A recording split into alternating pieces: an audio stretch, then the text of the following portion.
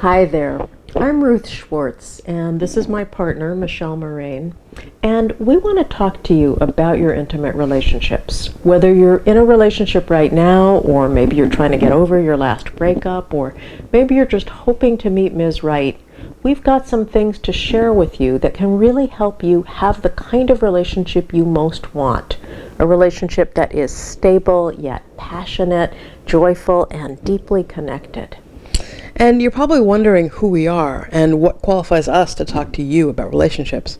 So there are a lot of answers to that question. We both have a number of letters after our names. I'm trained as a neuroscientist, and Ruth is a therapist and professor. And we're both writers, and between us we've written 15 books. But in some ways, our biggest qualification for making this video, and certainly our biggest motivation, is that we have both been through relationship hell. We've been there in the trenches. Between the two of us, we've made just about every mistake that's possible to make in our relationships. And we've come out the other side. And we have an amazing relationship, and we got there the hard way. So, you name it, we've lived it with other people, not between us, but fights, betrayals, silent treatment, verbal abuse, physical abuse, cycles of breaking up and getting back together over and over again, despair and trauma and drama. And all of that was happening even though we both had really successful careers and happy lives in other ways. I had a great tenure-track job teaching creative writing at a university, and I had just won several big prizes and gotten my second and third books accepted for publication. But at the same time, I was going through a breakup that was so painful that I actually questioned whether I wanted to keep living. And I remember one night I called a suicide hotline at 2 a.m. because I was in so much pain. And even though I was doing well in so many other ways and I had good friends, the relationship thing just cut me to my core. So I thought, oh my God, I have to figure this thing out. There has to be a way to have a healthier, happier love life. And I was also a professor on the other side of the country from Ruth. I'd gotten my PhD in neuroscience, and I was teaching at a liberal arts college and flying all over the world to speak at conferences. But then I would get home, and my girlfriend would berate me about everything. She was constantly criticizing me. One day I decided to count the number of critical comments she made, and when I got to 50, I gave up. But I really loved her, and in the beginning, and I promised her I would stay with her forever. But I just endured the abuse for years. But then when it was finally time, I told her I was going to move out. She threw a chair at me. So independently, before we even met, both Michelle and I had completely dedicated ourselves to figuring out how to have an intimate relationship that really works. A relationship that can grow with you and change as you change and actually support you and your girlfriend in becoming all of who you most deeply are. Relationship that's joyful and loving and sustainable, because that's the kind of relationship that I really wanted, that both of us wanted. And so I am thrilled to tell you we finally figured out how to do it. But I'm 51. And I'm 54. So I like to tell her she's robbing the cradle. And I've been having intimate relationships since I was 13 years old. So, you do the math. That's almost 40 years. And I so much wish that I could go back to my younger self and tell her everything that I've learned so that I could spare myself a lot of that misery. It would make such a huge difference in my life. But because I can't do that, I'm doing the next best thing, which is making this video to tell you what I wish I had known long ago. We all have a lot of hopes and dreams for our relationships, but this culture doesn't give us many models for having healthy, joyful relationships, certainly not healthy, joyful, queer relationships. And you've probably worked really hard on your relationships. I know I did. I went to therapy for 7 years, and I studied Buddhist meditation and started meditating almost every day. And that helped some, for sure, but I still didn't really understand how to have a healthy relationship. I kept thinking there has to be a way for me to make use of all that self-knowledge that I'd gained from therapy and meditation and all the analytical skills I developed in my scientific training. There has to be a way to put all this together and have a good, happy, healthy relationship. But I couldn't find any system that worked, at least not for myself as a queer person. Most of the books and resources about relationships focus on straight couples, and those issues are really different. So, before the two of us met, we were each wrestling with these same questions. Why was it that our relationships could start out so sweet, with so much hope and love and good intention, and then become so painful and unworkable? What was going wrong? What were we doing wrong? And how could it be different? And I became so consumed by this question that I decided to completely change my life and career. I left my academic job and went back to school to get my PhD in transpersonal psychology, and I studied a vast variety of healing tools, hypnotherapy, energy medicine, shamanism, and I apprenticed myself to a woman who was a brilliant therapist and healer, from whom I learned so much. And yet, when I saw her with her own partner, I cringed. I remember being with them at a party, and my teacher was leading a ritual, and her partner publicly corrected her in a really humiliating way when she mispronounced a word. And then later on in the evening, I saw my teacher get back at her partner, and I thought, oh my God, even this brilliant healer still doesn't know how to have a good relationship. This is really hard. So when we met, there we were, this Buddhist scientist and this therapist, and we were so thrilled to discover that not only were we attracted to each other, but we also both shared the dream of having a fully conscious, joyful relationship. And so we got to work. It took some trial and error, but in my work, I'm a professional problem solver. I'm a geek. I like solving problems. And we each brought so many different tools to the table that we found ourselves developing approaches and systems and testing them out. And so Ruth is a therapist. And so I was also able to see what was happening in a lot of other people's relationships and to share with them the tools that we were developing as we developed them. And so at this point, I have worked with hundreds of clients over the past decade, and we're at the point where we've really realized, like, oh my God, this works. We have to share this with other people. And this is an amazing moment to be a queer person, because we can get married now in so many places. So it's even more important that we learn how to truly love each other healthily and well, not just for our own sakes, but for the well-being of our entire community. And that's why Michelle and I have created Conscious Girlfriend, and we're going to be releasing a lot of free videos and other material to help lesbians and queer women make their love lives easier. And if you're not in a relationship right now, that's great too, because learning all of this before your next relationship is going to save you a lot of heartache. And you know what? This is not just about finding the right woman, right? Ruth and I are the right women for each other right now, but oh my God, if we'd met 10 years earlier, we would have caused each other so much pain. Because really, if you don't have these skills, it's just not going to work. Right, right. So we all know that the number one cause of lesbian and queer relationship fights and breakups is that we often don't know how to handle conflict well. And so what many of us do is just try to minimize the amount of conflict that we have. But that often doesn't work so well. And what Michelle and I have found is that there actually are ways to use our conflict to help us get even closer to ourselves and closer to each other. And I know that might sound far-fetched, but please stay with us here. So every couple has conflicts. We all know that conflict happens when you have two different people rubbing up against each other. And some of those differences are part of what attracts us to each other. But then some of them make things really hard. When you look at Ruth and me, we look different. Ruth is white, I'm black. Ruth is more on the femme side, and I'm genderqueer. But those differences haven't really been difficult for us. What's been more of an issue for us is that when things go wrong, my default tendency is to blame myself, and Ruth's default tendency is to blame other people. Which means I blame her. And without Conscious Girlfriend's skills, our conflicts would go all the same way. She would find fault with me, and I would find fault with myself, which doesn't work so well in the long haul, as you can imagine. And what we've found is that each person has an unconscious default way of being around blame. So even though we intellectually realize that very often neither person is at fault, that we're just different from each other, on a more subtle emotional level, each of us either leans toward finding fault with other people when things don't go our way, which is what I do, or finding fault with ourselves, which is what Michelle does.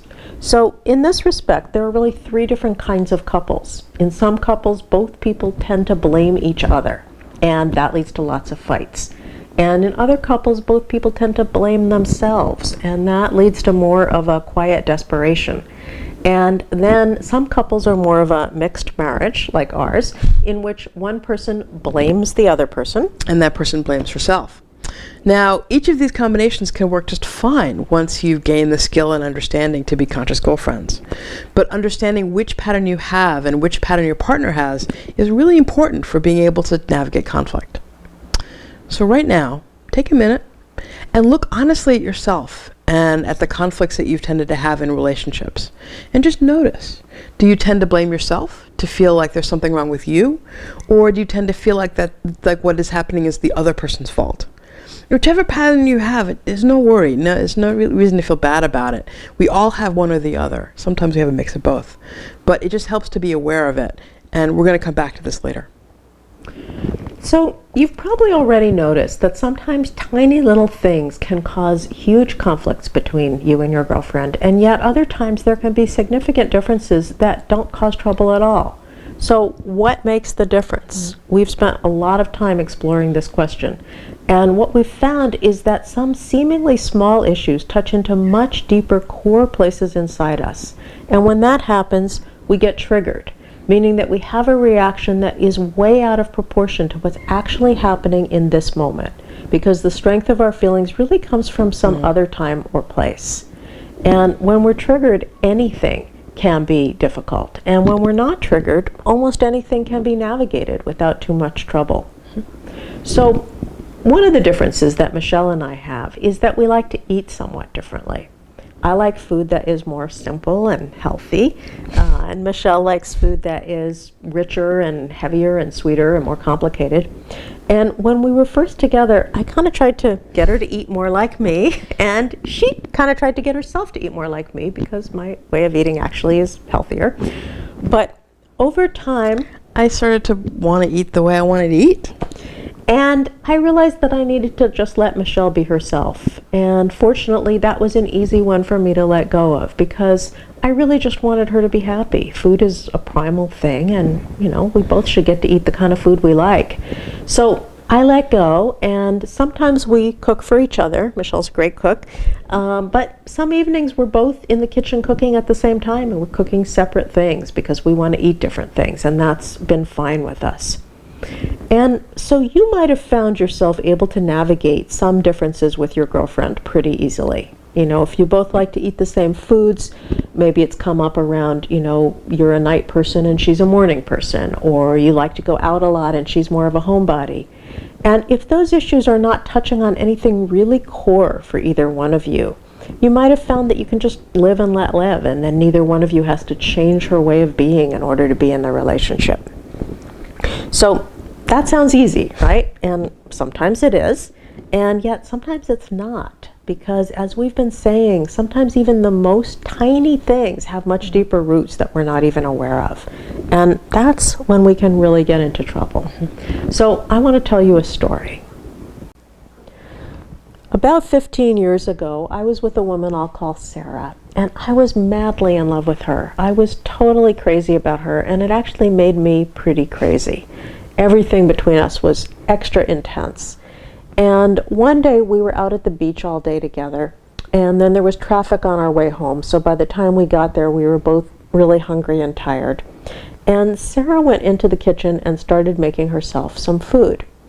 And she wasn't making food for us, she was making food for herself. And suddenly I felt really upset, and I didn't even know why, but something just felt really wrong to me, and so I started crying.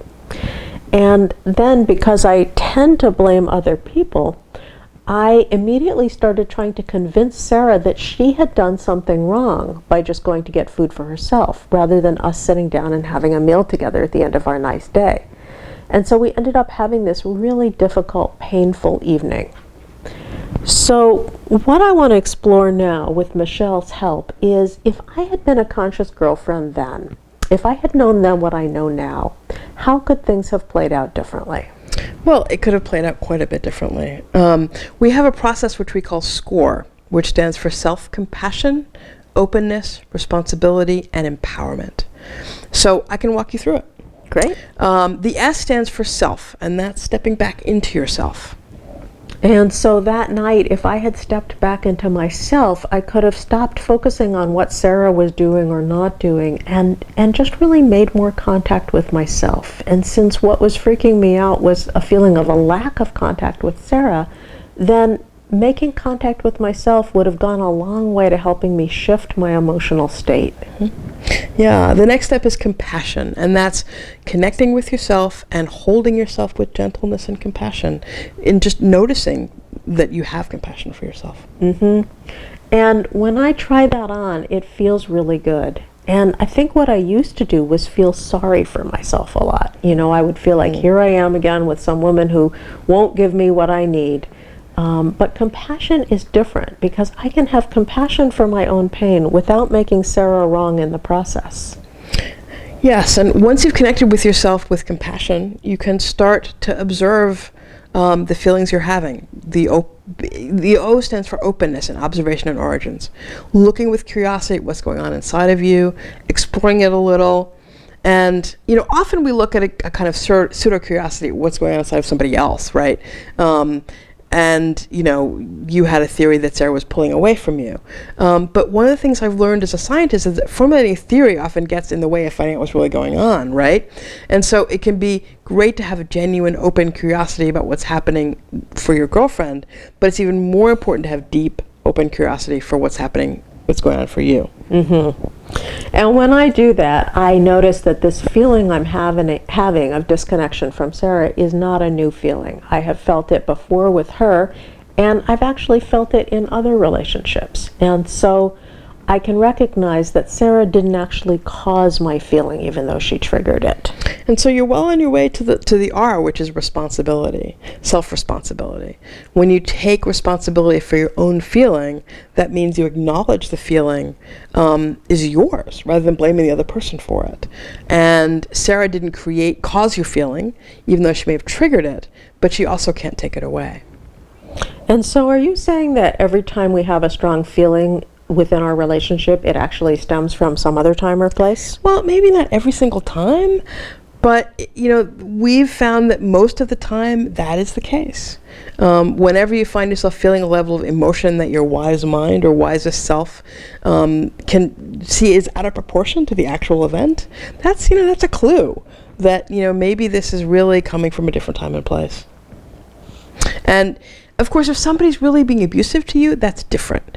You should get upset and angry if somebody hits you or threatens you in any way. And I've been in that situation, and what I had to do was leave.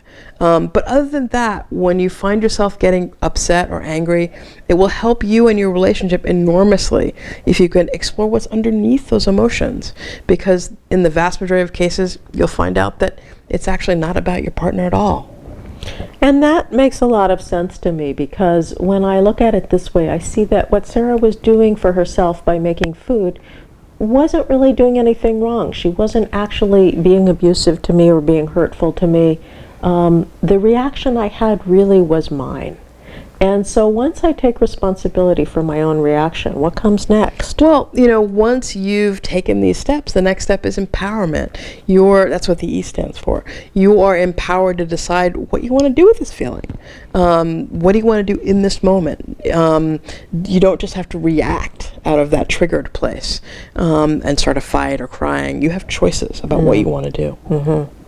And I actually love this step. I have to say this step has been life-changing for me. I love being empowered because it's really true that when I used to just react to my feelings, I felt completely powerless over them, and I'm sure my girlfriends did too. So once I've gone through these steps of SCORE, I can realize that since both Sarah and I are tired and hungry right now, this is not a good time to have an emotional conversation. We both just need to eat and maybe go our separate ways for a little while, and maybe we'll connect later at bedtime. And later on, I may say something to her like, you know, after we spent the day together, I really like it if we also can have a meal together. Or I might wait for a few days and tell her that then. Or it might be that as the time goes on, I find that I don't even need to talk to her about it because I've dealt with my feelings on my own. And so now I really feel fine about the fact that she was just making herself some food rather than cooking for both of us. And, there's no formula here. The SCORE process doesn't tell you exactly what to do, but it does put you in a position that you have choices about what you do, and you can choose what's actually good for you and your relationship. So I love the SCORE process. And since I'm somebody who tends to blame my partner, a big part of SCORE for me is stepping back into taking more responsibility for my own feeling. But since you have the opposite pattern, I'm wondering how the SCORE process works for you. Yeah, well, it's different, right? Because I tend to blame myself. I would be in Sarah's position. I would be the one who's, making the sandwich, and you would be the one who got upset. But I still need to connect with myself with compassion, because, observe the origin of my feelings, because I would be feeling, oh my God, I fucked up. It's like it's my fault, and maybe she'll stop loving me. And, I would have gotten triggered, right? And so if I'm stepping back, stepping into myself, feeling compassion, I can really kind of look at that and notice that it's my feeling and take responsibility for my feeling, and then also relinquish responsibility for your feeling, because it wasn't not my fault that you got upset. It really wasn't about me. It was nothing that I didn't do anything wrong. And when I remember that, I'm in a much better position to stay calm, connected to you, because I'm feeling compassion for myself. I can feel compassion for you, and I'm not triggered, and I can really, I cannot get defensive, and I can really connect with you. What's going on with you? And that's how we have found that the SCORE process actually helps people get more connected to each other through conflict, rather than getting torn apart. Because when each person is able to SCORE, we can listen to each other and learn more about each other. I can actually talk with Michelle about why it is I feel so sensitive around a rupture and connection without blaming her. And she can explore with me what tends to make her blame herself for everything. And we can feel a lot of tenderness for each other in that process. Yeah. So we all know what happens when people don't know how to SCORE. There's a number of common responses to conflict that I'm sure you've experienced. One of them is fighting. Sometimes people storm out. Sometimes they give each other the silent treatment. Sometimes they try and stuff all their feelings, pretend they don't have them. And sometimes they process. And we all have experienced that numbers 1 through 4 don't really work that well for relationship happiness. Fighting, storming out, silent treatment, stuffing it. Those are all traumatic and painful and draining. But we want to give a little bit of attention to option number 5, processing, because it is something that so many lesbians and queer women tend to do a lot of. And as a veteran of much processing, I can tell you that in my experience it was really seductive, because when people process, it does involve telling the other person what you're feeling and hearing about what she's feeling, and so it feels like it's really going to help. And yet there have been times in relationships where I spent hours and hours processing with somebody, and I would just emerge feeling like, oh my God, is this really what a relationship requires? I don't know if I even want to do it. And I think that's a clue that processing is actually not all that helpful and productive. Yeah, what we've realized is that the problem with processing is that it stays on the surface layer of what happened rather than going deeper. And usually in processing, people aren't taking responsibility for their own feelings. They're still wanting the other person to change, wanting to change what the other person does. Yeah, and that's exactly what I was doing with Sarah that night. Because I was feeling upset, I started trying to convince her that she was doing something wrong by just making food for herself. And I probably even said something like, well, most couples eat dinner together. And, if you ever find yourself talking about, most people or other people, or trying to convince the person that they're wrong, it's a pretty good sign that you're not taking responsibility for your own feelings. And ultimately, it's counterproductive, because our conversation that night got more and more difficult. We felt just further and further apart.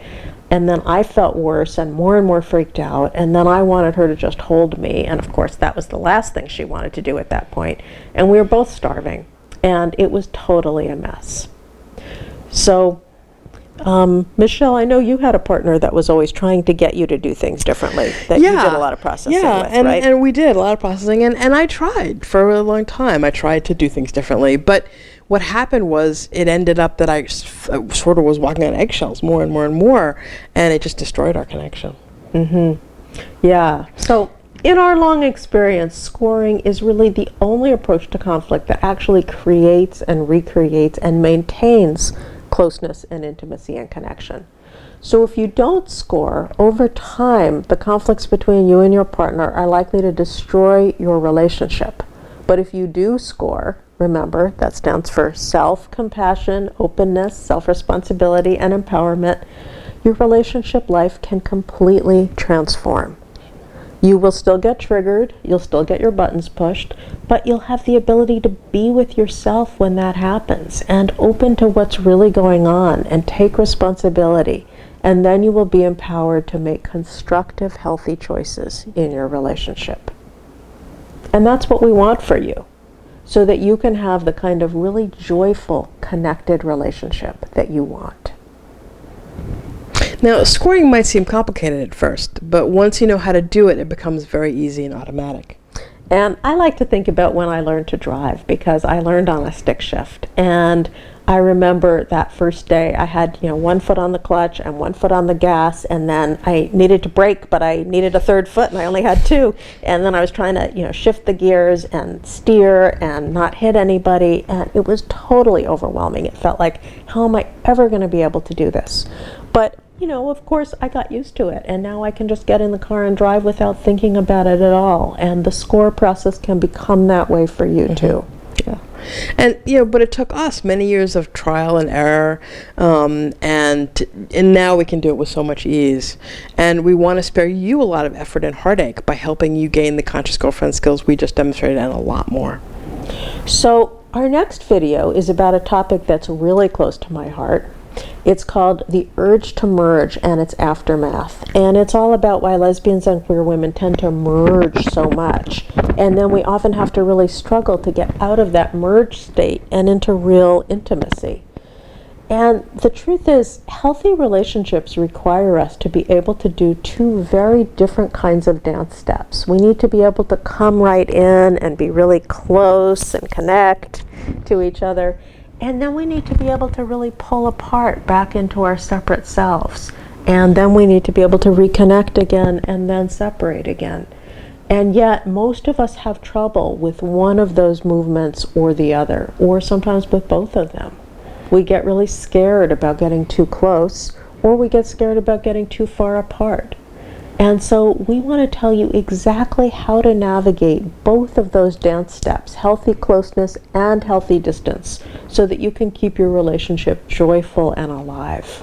And as you know, and as we said at the beginning, this is an amazing revolutionary moment for us. The outside world is recognizing us so much more than ever before, and so now more than ever we need to learn how to be conscious girlfriends, not just for our own individual sake, but for the well-being of our entire community. Absolutely. And so if you haven't already signed up on our email list, please go to www.consciousgirlfriend.com and sign up right now so that we can let you know right away when we post our next video, which will just be a couple days. Remember, we are on a mission to make love easier for you. Thank you so much for watching, and we will see you soon.